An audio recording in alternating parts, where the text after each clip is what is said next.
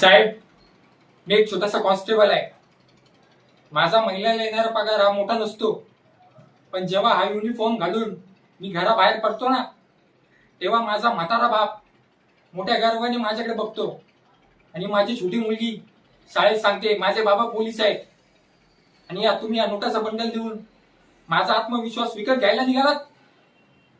ज्या दिवशी मी खाकी वर्दी अंगावर घातली होती ना साहेब, त्याच दिवशी ठरवलं होतं मनात कोणत्याच गोष्टीचा हेवा ठेवणार नाही, ना पैशाचा ना सुखाचा. आणि लाच घेणारा प्रत्येक व्यक्ती हा श्रीमंत असो वा गरीब, कायदा सर्वांसाठी सारखाच असतो ना. आणि आज जर मी लाच विकत घेतली तर माझा आत्मविश्वास इथंच मरून जाईल. आणि इथं मी तुमचा गुलाम नाहीये, मी या जनतेचा सेवक आहे. साहेब, मी एक छोटासा कॉन्स्टेबल आहे.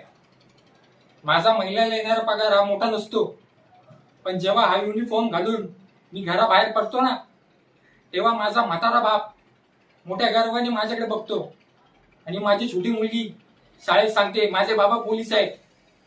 आणि या तुम्ही या नोटाचा बंडल देऊन माझा आत्मविश्वास विकत घ्यायला निघालात.